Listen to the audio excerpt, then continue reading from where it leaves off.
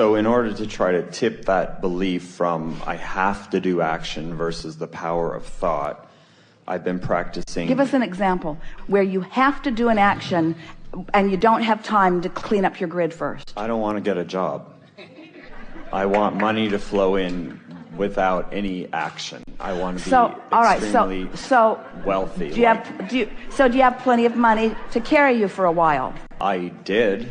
Do you have plenty of money to carry you for a while? Not plenty. So you don't have a lot of leeway in this. So how long do you think it's Yeah, but I've been working on this for so long. Well, you're clearly not doing it the right way. That was the next question that we were going to ask you. How long do you think it would take you to bring the vibration of your grid up to the level of your vortex? How much time are we talking about? Not long, but I have... How about 10 minutes of concentration to bring yourself into vibrational alignment with your vortex? Yes, I could do that. So our question to you is, do you need to get a job in the next 10 minutes? No. So you've got time then. Unless you want to hire me. Where you are now, you're not employable. Okay. Wow. I really asked for it. Okay, I got it. Okay, thanks. You're not a vibrational match to what we're looking for. Okay. We're looking for someone tuned in, tapped in, turned on. Okay. Someone who has done the grid work. So it's going to take at least 10 minutes before you're hireable. Okay. Before the grid begins to fill in. So do you accept that it is as simple as bringing your grid, the vibration of where you stand right now, up to speed with your vortex? Do you understand that it is that simple? I've experienced that emotionally, but I still think that feeling good isn't enough. You know? We have enjoyed this interaction immensely. Really? Are you gonna? Oh, not really, but we just want to get your attention. Because until you accept that premise, you've got nowhere to go. Until you accept that is a vibrational work that you've got to do, period. You do the vibrational work and every single desire that you have will start filling in fast. You don't do the vibrational work. You keep repeating the patterns that you've got going. Nothing can change in your experience. You've got to change the vibrational frequency. So we'll ask you some questions that will make that easier for you.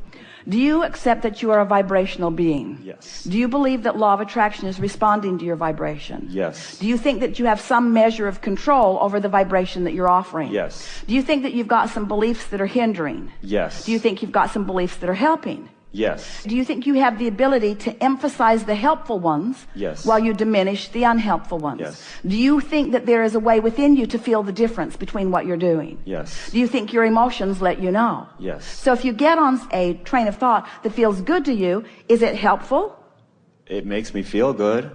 So we'll start again. Okay. Do you believe that you are a vibrational being? Yes. Do you believe that you live in a vibrational universe? Yes. Do you believe that law of attraction is responding to your vibration? Yes. Do you believe that your vibration equals your point of attraction? Yes. Do you believe that you have some measure of control over what your vibrational offering is? Yes. Do you believe that the thoughts that you think and the way you feel are connected? Yes. Do you believe that when you think a good feeling thought, that it means that you're offering a vibration that's more a vibrational match to what's in your vortex? Yes. Do you believe that you have the ability to think more thoughts that feel good? Yes. Do you believe that as you are thinking a thought that you can tell whether you're on a track of it helping or hindering? Yes. Do you believe that you have the ability to stop in the middle of your awareness of a hindering thought?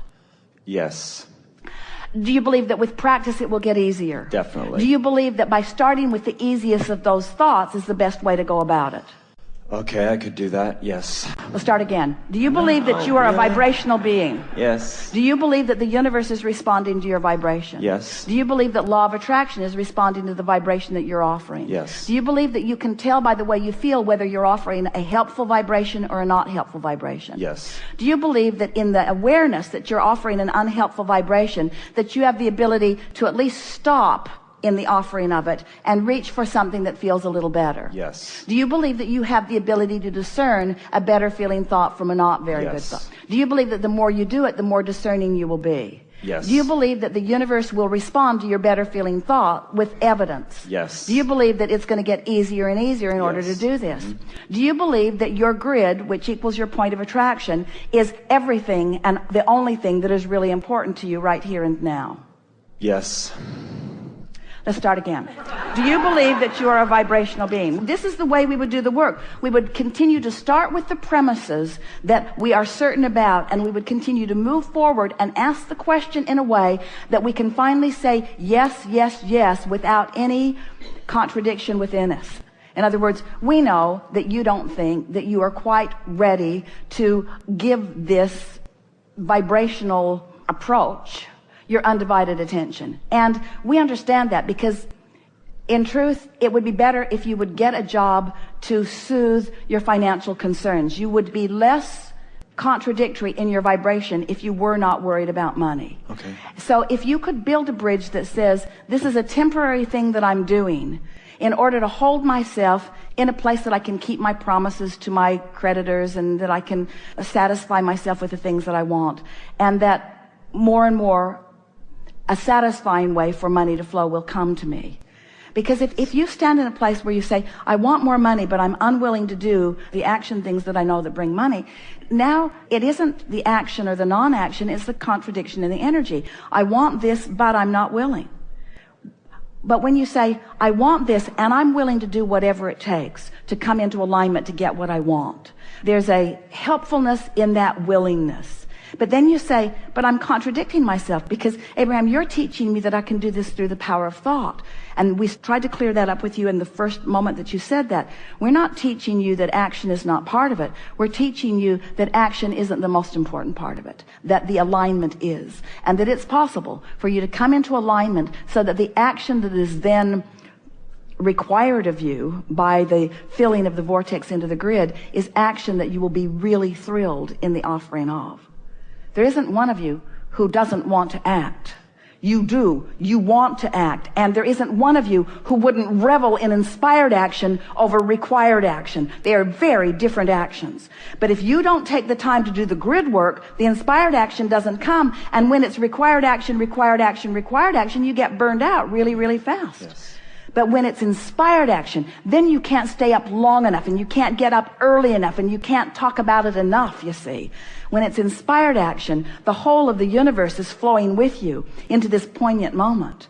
Most humans do not allow themselves the feeling of standing in a moment in time, focused upon something that they care about, having cleaned up their vibration so that the energy that creates worlds is flowing through them in this moment, so that every intelligent consciousness that knows anything about what you're talking about or thinking about or engaging about is flowing with you and through you in that moment. That is co-creation at its best, you see.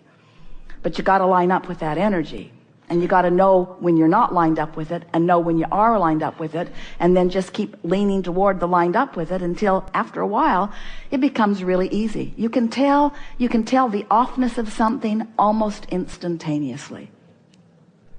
There are a couple of things that we want to ask of you. You were really good, by the way. Your answers were in keeping with the vibration. You were not saying one thing and meaning another. So we want to follow that trend just a little bit and ask a few more things of you. Do you believe that there is value in contrast? Yes. Do you believe that out of the contrast will come greater clarity? Yes. And that greater clarity is easily satisfied once you do the grid work? Yes. Now, the easily is the part that you were stumbling over just a little bit. Yeah. But do you believe now, does it feel easier to you now than it did just a little bit ago? Yes. Does it feel to you that you've come into resonance with understanding your own power?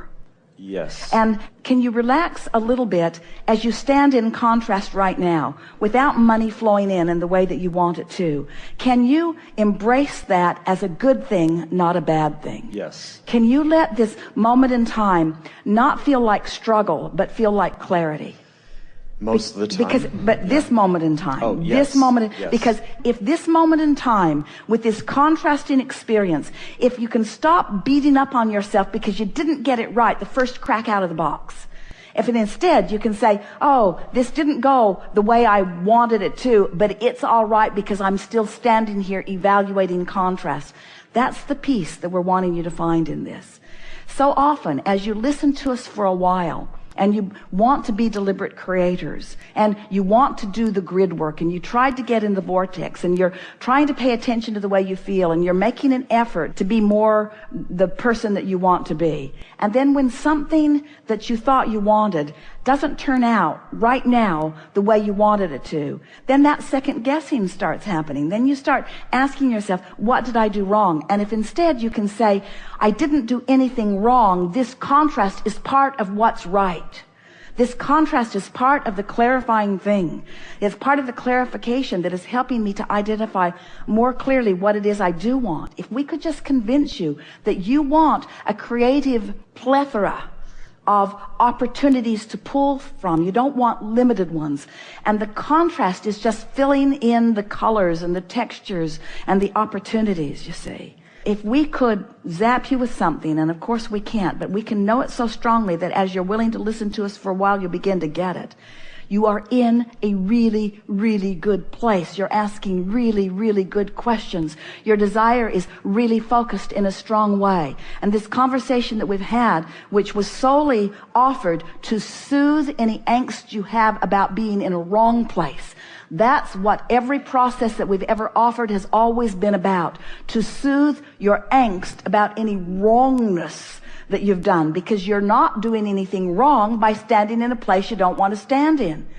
When you're standing in a place you don't want to stand in, you're firing off rockets that are going to serve you. And if you can revel in the contrast and appreciate the variety, instead of condemning your lack of wisdom to be in a better place right here and right now, if we could parade before you just the masters that you have revered as a culture, every one of them would tell you, I wouldn't give up one miserable moment, because every one of them helped me become who I ultimately am.